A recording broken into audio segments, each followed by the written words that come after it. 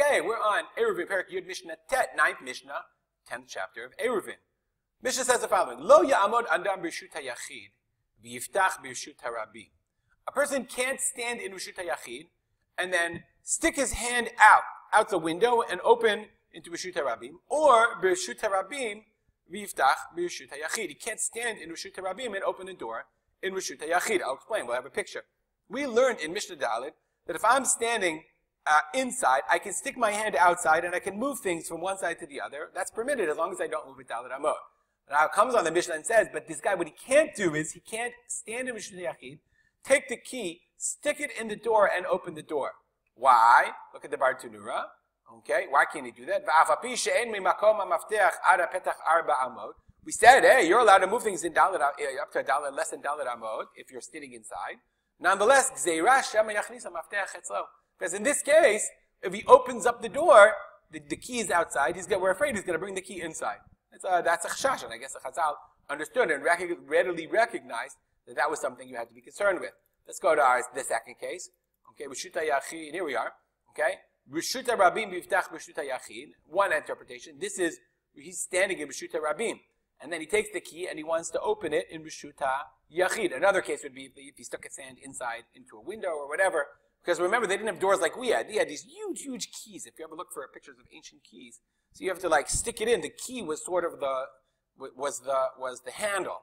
Because without the key, you couldn't open the door at all. So you can't stand in one reshut and then open the door in another reshut. Ela imkain, unless asa mechitza gvoha asarat tfachim, direi Rabbi Meir. Unless you made a mechitza, unless you made an enclosure around the reshut of Rabim, that's 10 tfachim. That's the second case here. You made a mechitza around the enclosure at 10 tfachim, and therefore I can stand here where I'm in Reshut Rabim and take the key from Reshut Yachid and open the door, because then it's already enclosed. Amru lo said b'chachamim, ma'aseh b'shuk shel pitamim. Pitamim are butchers.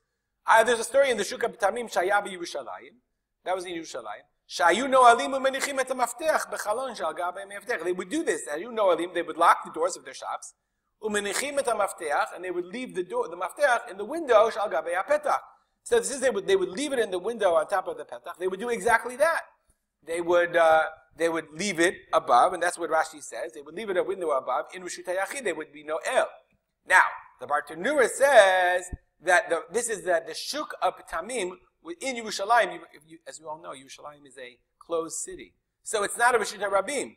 So what are we talking about? Says the Bar Tanura. Okay, Shamu Rabbanan Rabbi Meir. The Rabbanan understood for Rabbi Meir.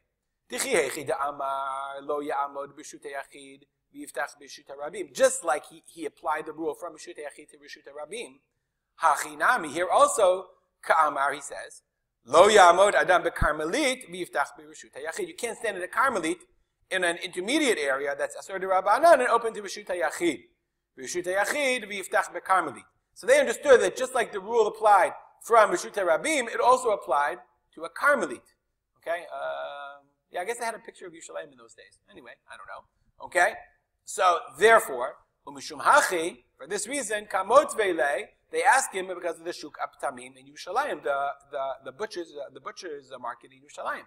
The Carmelite because it's a Carmelite. Now, between you and me, if I was Rabbi Meir, I would say I was only talking about Reshut Rabim. That's a Dioraita.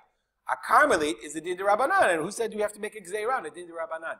But I don't know. I don't know if the Rabbi Meir answers that. Anyway, so in the Shuk of Tamim, they would lock the door. They would leave it in the Chalon, in the Reshut Yachid.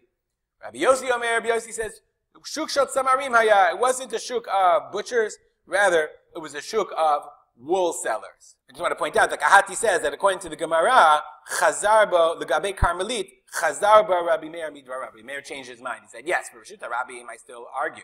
But for a Carmelit, like the Shuk of the Tamim, I agree with you. You can leave the key in Reshut Yachid and open it into Reshut Rabim. And open it from Reshut Rabim. We'll stop here and dedicate our learning to remembering my father, Rav Simcha ben Yitzchak Kalman. If you want to, you can email me at this email address.